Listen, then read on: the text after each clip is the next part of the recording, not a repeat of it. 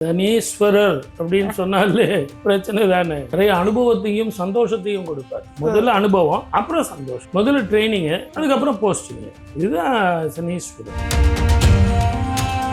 நீரினால், நெருப்பினால், இயற்கை அழிவுகளால் இதெல்லாம் பிரச்சனை வரும். ஏன்னா சனியும் செவ்வாயும் சேரும் காலம், சனியும் செவ்வாயும் பார்வை பெறும் காலம். சனீஸ்வரர் தானா வக்கரமாகிறது கிடையாது. சனீஸ்வரருக்கு 3ஆம் இடத்துல இருந்து 5ஆம் இடம் வரைக்கும் செவ்வாய் போகும் பயண காலம். இவர் இந்த பக்கம் 3ஆம் இடத்துல இருந்து 5ஆம் இடத்துல வரும்போது இவர் திரும்பிடுவார். இதுதான் சனி வக்கரம். பொதுவாகவே நவ கிரகங்கள்ல கெடுத்து கொடுக்கிறவன் ஒருத்தர் இருக்கான், கொடுத்து கெடுக்கிறவன் ஒருத்தர் இருக்கான். இதுல நம்ம இந்த சனீஸ்வரர் சப்ஜெக்ட் நம்ம இன்னைக்கு பேசுறோம். கெடுத்து கொடுப்பார்.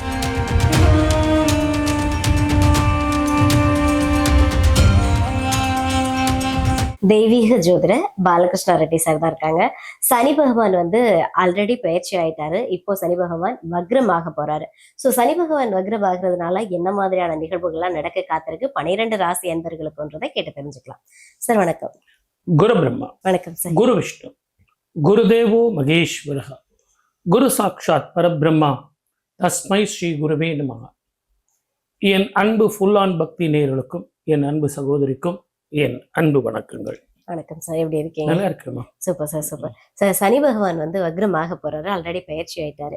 இப்போ எல்லா நேர்களுக்குமே ஒரு அச்சம் ஒண்ணு இருக்கும். என்ன அப்படின்னா, சனி பகவான் பயிற்சி ஆயிட்டாலே ஓ சனி பகவான்னா நமக்கு சில பாடத்தை கற்பித்து கொடுப்பாரு, சில கஷ்டங்களை கொடுப்பாரு அப்படின்னு ஒரு பயம் இருக்கும். அதுலயும் சனி பகவான் இப்ப வக்ரமாக போறாரு அப்படின்னா கூடுதலாவே நிறைய பேருக்கு பயம் இருக்கும். இந்த பயம் முதல்ல தேவையா? அந்த சனி பகவான் எப்போ வக்ரம் ஆகுறாரு, அதனால மக்களுக்கு நன்மை நடக்குமா இல்ல பிரச்சனையை கொடுப்பாரா? சனீஸ்வரர் அப்படின்னு சொன்னாலே பிரச்சனை தானே. அதுல எங்க இருந்து உங்களுக்கு சந்தோஷத்தையும் மகிழ்ச்சியும் தருவாரா என்ன? நிறைய அனுபவத்தையும் சந்தோஷத்தையும் கொடுப்பார். முதல்ல அனுபவம், அப்புறம் சந்தோஷம். முதல்ல ட்ரைனிங்கு, அதுக்கப்புறம் போஸ்டிங். இதுதான் சனீஸ்வரர். சனி வக்கரம் வேற, சனி பெயர்ச்சி வேற. இப்ப நம்ம இது வரைக்கும் சனி பெயர்ச்சி தான் நம்ம பார்த்துருக்கோம். ஆனா சனி வக்கரன் அப்படிங்கிறது மீனத்துல இருந்து கும்பத்தை பின்னோக்கி பார்க்க போறார். அவர் வர்றது கூட கிடையாது. அவருடைய நிழல் கும்பம் வரைக்கும் வரும். இது எத்தனை நாள் அப்படின்னா 135 நாள் சுமார். இது நாள்ல பார்க்கும்போது 27/7 ஜூலை மாதம், இந்த மாதம் 2026 விடியற் காலையில 1:14 சனீஸ்வரர் வக்கரம் ஆகிறார். இது விடுறது எப்பங்க அப்படின்னு கேட்டீங்கன்னா 11/12/2026 காலையில 5 மணிக்கு. இது நடுவுல உங்களுக்கு ராகு கேது பெயர்ச்சி இருக்கு. குரு வேற அதிசாரமா போறாரு இந்த ஆண்டு. நான் இந்த ஆண்டு பிறந்ததுல இருந்தே புத்தாண்டு பலன்ல கூட நான் நிறைய சொல்லியிருக்கேன். நீரினால், நெருப்பினால், இயற்கை அழிவுகளால் இதெல்லாம் பிரச்சனை வரும். ஏன்னா உங்களுக்கு இந்த சனியும் செவ்வாயும் சேரும் காலம், சனியும் செவ்வாயும் பார்வை பெறும் காலம்.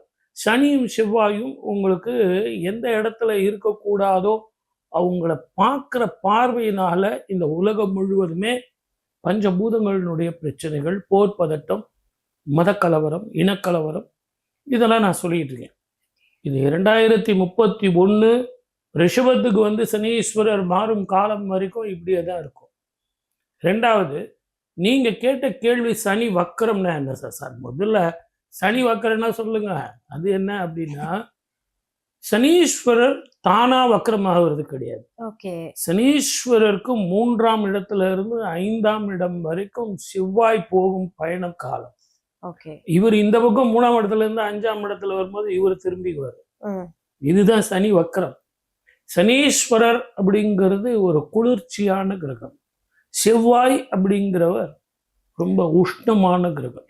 இப்போ உங்களுக்கு எளிமையா நான் புரியுறபடி சொல்றேனே. இப்போ நெருப்பு கிட்ட பனி எடுத்துட்டு போய் வச்சா, ஐஸ் கட்டி வச்சா என்ன ஆகும்? மெல்ட் ஆயிடும். அதுதான் இப்ப நடந்துகிட்டு இருக்கு. இதுதான் வக்கரம். இப்ப ரொம்ப அழகா புரிஞ்சுக்கிட்டீங்க பாருங்க.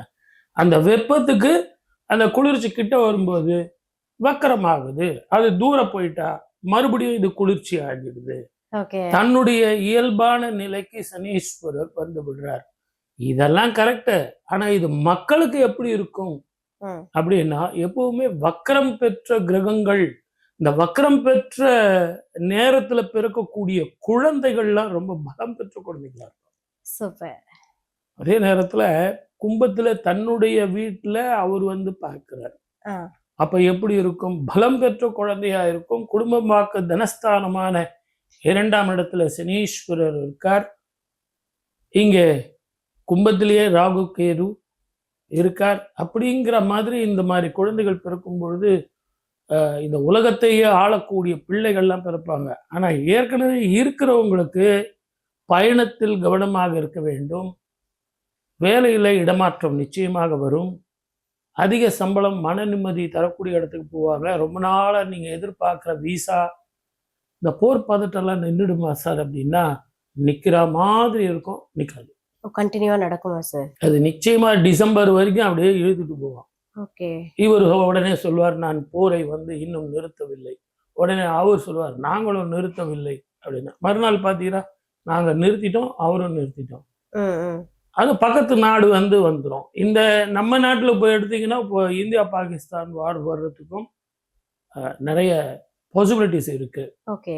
அதே மாதிரி உள்நாட்டு கலவரம் அப்படின்னு சொல்லக்கூடிய மதக்கலவரங்கள், இனக்கலவரங்கள் அப்படின்னு சொல்லக்கூடியது எது எப்படி இருந்தாலும் இப்போ உங்களுக்கே நீங்க பாத்தீங்கன்னா, இந்த 2026 பிறந்ததுல இருந்து பாத்தீங்கன்னா ஒரு வைப்ரேஷன் இருந்துகிட்டே இருக்கும். ஆமா ஆமா, அது இந்தியாலயும் இருக்கு, தமிழ்நாட்டிலையும் இருக்கு. டிவியில பாத்தீங்கன்னா ஒரு நிமிஷத்துக்கு ஒரு பிரேக்கிங் நியூஸ். அது என்ன பிரேக்கிங்னு தெரியல. நமக்கு அந்த பிரேக்கிங் பார்க்கும்போது ஆற்றுலாம் அப்படியே படப்படா இருக்கு. ஏதோ முக்கியமான செய்திகள் என்னப்பா அது அப்படின்னு பாத்தீங்கன்னா, கடைசியில உப்பு சப்பு இல்லாம ஒரு பிரேக்கிங்னு வச்சுங்களேன்.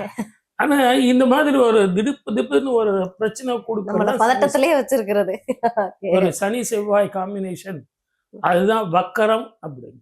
Okay sir, okay.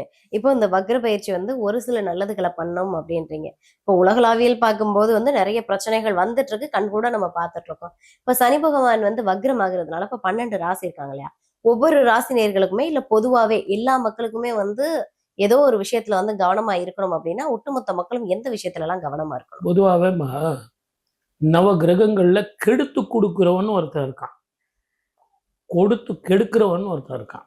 ஓகே. இதுல நம்ம இந்த சனீஸ்வரர் சப்ஜெக்ட் நம்ம இன்னைக்கு பேசுறோம். கெடுத்து கொடுப்பார். ஓகே. அதாவது சொந்தம்னா என்ன, பந்தம்னா என்ன, நட்புனா என்ன, உறவுனா என்ன, பாசம்னா என்ன, பணம்னா என்ன, பசினா என்ன. சார் நான் 5 ஸ்டார் ஹோட்டலில் தான் சாப்பிட்றேன், நான் வாரத்துக்கு ஒரு வாட்டி இந்தியாவுக்கு வந்துட்டு போகிறேன் இப்படின்னு சொல்கிறவங்களாம் கூட ஒருவேளை சாப்பாட்டுக்கு கஷ்டப்படுற மாதிரி அந்த சூழ்நிலை எடுத்துகிட்டு வந்து வச்சுக்கலாம். ஓகே. ஒரு அனுபவத்தை கொடுத்துடும். அதுதான் சனீஸ்வரருடைய ட்ரைனிங் பீரியட். ஆனா அதுக்கு பிறகு உங்களுக்கு கொடுக்கக்கூடியது வந்து மிகப்பெரிய சொத்து, சுகம், வாழ்க்கை, பட்டம், பதவி, திருமணம், குழந்தைகள் அப்படின்னு எல்லாருக்கும் கொடுத்துரும். ஆனா அந்த அனுபவம் இருக்கு பாருங்க, இனிமே நீ தப்பு செய்வியாப்பா 7.5 பீரியட்ல அப்படின்னா பண்ண மாட்டேன் சார். அவனுக்கு உதவியா, உதவ மாட்டேன் சார். வாயை துறப்பியா, துறக்க மாட்டேன் சார். இந்த அனுபவத்தை முழுமையான மனிதனாக ஆக்குவது சனீஸ்வரர் மட்டுமே.